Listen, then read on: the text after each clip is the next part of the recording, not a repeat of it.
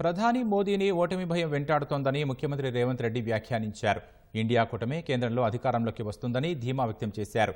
Adilabad, Nizamabad Congress MP అభ్యర్థుల తరపున ప్రచారం నిర్వహించిన రేవంత్ రెడ్డి ఆయా జిల్లాల ప్రజలపై హామీల వర్షం కురిపించారు. వచ్చే ఎన్నికల్లో కాంగ్రెస్ అభ్యర్థులను అత్యధిక మెజారిటీతో గెలిపించాలని పిలుపునిచ్చారు. ఆదిలాబాద్లో జరిగిన జనజాతర సభలో పాల్గొన్న ముఖ్యమంత్రి రేవంత్ రెడ్డి పార్టీ ఎంపీ అభ్యర్థి సుగుణకు మద్దతుగా ప్రచారం నిర్వహించారు. ప్రభుత్వాన్ని కూలగొడదామని చెబుతున్న వారికి ఈ ఎన్నికల్లో తగిన బుద్ధి చెప్పాలని కోరారు. మహారాష్ట్ర ప్రభుత్వంతో మాట్లాడి ప్రాణహిత నదిపై తుమ్మిడిహట్టి వద్ద ప్రాజెక్టు నిర్మిస్తామన్నారు. అదేవిధంగా జిల్లాకు యూనివర్సిటీని మంజూరు చేస్తామని హామీ ఇచ్చారు. తప్పకుండా నేను బోధ్ ప్రాంతంలో ఉండే బిడ్డలకు నేను మాట ఇస్తున్నా. మన ప్రభుత్వంలో కుప్తి ప్రాజెక్టును పూర్తి చేసుకొని ఈ ప్రాంతాన్ని అభివృద్ధి చేసే బాధ్యత కాంగ్రెస్ పార్టీ తీసుకుంటుందని తెలియజేస్తున్నా. ఇదే కదా నాడు కాంగ్రెస్ పార్టీ కట్టిన కడెం ప్రాజెక్టును ఈనాటి ప్రభుత్వం నిర్లక్ష్యం చేయడం వల్ల కడెం ప్రాజెక్టు కూలిపోయే పరిస్థితి వచ్చింది.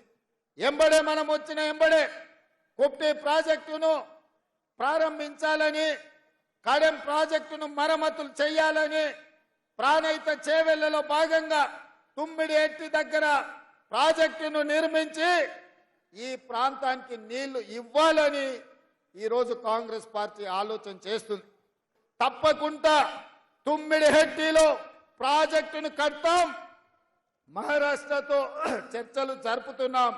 అక్కడ ముంపు భూమికి సంబంధించి 1800 ఎకరాల సమస్య పరిష్కారం కోసం ఆ రాష్ట్ర ప్రభుత్వంతో చర్చలు జరుపుతున్నాం.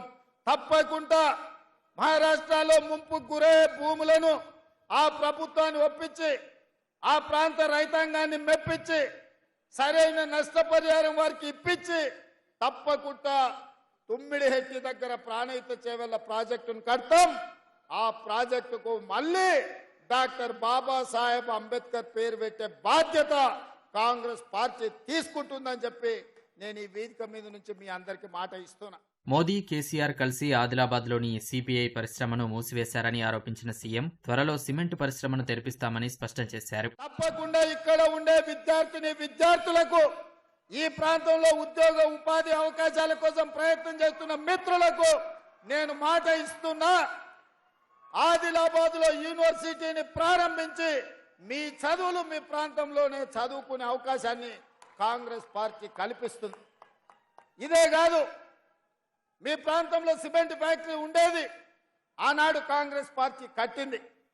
ఈనాడు మోడీ, కేడీ కలిసి మీ సిసిఐ సిమెంట్ పరిశ్రమను మూతేసి ఎన్నిసార్లు అడిగినా, ఎన్ని విజ్ఞప్తులు చేసినా తెరుస్తున్నాం అంటారు. కానీ ఆ సున్నపు పరిశ్రమ, సిమెంట్ పరిశ్రమకి ఇవాళ అతిగతి లేకుండా పోయింది. మోడీ, కేడీ కలిసి సున్నం పెట్టిన ఆదిలాబాదు ప్రజలకు. అందుకే ఈ ప్రాంతంలో వ్యాపారాలు చేసుకునే వాళ్ళకు, నిరుద్యోగ యువకులకు, ఈ ప్రాంతంలో ఉండే ప్రతి పౌరుడికి నేను మాట ఇస్తున్నా. తప్పకుండా తొందరలోనే ప్రైవేటు వ్యక్తులతోనైనా మాట్లాడి సిసిఐ సిమెంట్ పరిశ్రమను తెరిపించి ఈ ప్రాంతాన్ని అభివృద్ధి పదం వైపు నడిపించడానికి అవసరమైన చర్యలు మా ప్రభుత్వం చేపడుతుంది అని చెప్పి నేను ఈ సందర్భంగా తెలియజేస్తున్నా. నిజామాబాద్లో ఎంపీ అభ్యర్థి జీవన్ రెడ్డికి మద్దతుగా ప్రచారం నిర్వహించిన సీఎం అధికారంలోకి రాగానే చక్కెర పరిశ్రమలను పునరుద్ధరిస్తామన్నారు. జీవన్ రెడ్డిని గెలిపిస్తే కేంద్ర వ్యవసాయ శాఖ మంత్రిగా నియమించే బాధ్యత తాను తీసుకుంటానని సీఎం హామీ ఇచ్చారు. ఎన్నికల కోడ్ ముగిసిన 2-3 నెలల లోపే, వీలైతే సెప్టెంబర్ 17 లోపల ఇక్కడిని చక్కెర కర్మాగారాలను తెరిపించే బాధ్యత మా మంత్రివర్గం తీసుకుంటుంది. ఈ ప్రాంత రైతులను ఆదుకునే బాధ్యత కాంగ్రెస్ ప్రభుత్వం తీసుకుంటుందని నేను ఈ సందర్భంగా తెలియజేస్తున్నా. సోనియా గాంధీ గారిని, మల్లికార్జున్ ఖర్గే గారిని, రాహుల్ గాంధీ గారిని ఒప్పించి మెప్పించి నేను కేంద్ర వ్యవసాయ శాఖ మంత్రిగా జీవన్ రెడ్డి గారికి పదవిని తీసుకొచ్చే బాధ్యత నాది. మీ బిడ్డ మీకోసం కొట్లాడేటైన ఎవరినో అడుగో, ఎవడో సంతకం పెట్టో ఏదో నిర్ణయం చేయాలని తిరగాల్సిన పని లేదు. ఆయననే సొంతంగా సంతకం పెట్టి మీ చెరుకు కర్మాగారం, మీ పసుపు బోర్డును సాధించి సంతకం పెట్టే సత్తా జీవన్ రెడ్డి గారికి పార్టీ ఇస్తుంది.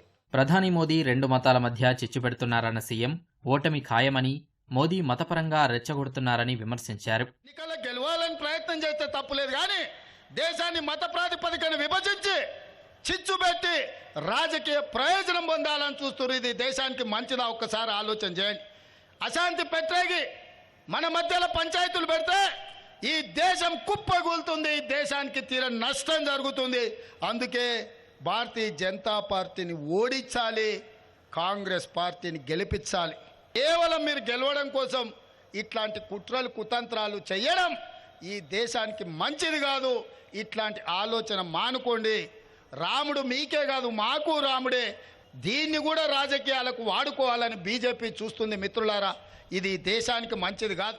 ఎన్నికల కోడ్ ముగియగానే రుణమాఫీ ప్రక్రియ ప్రారంభమవుతుందన్న సీఎం ఆగస్టు 15 లోపు రైతులకు రుణమాఫీ చేసి తీర్తామని పునరుద్ఘాటించారు.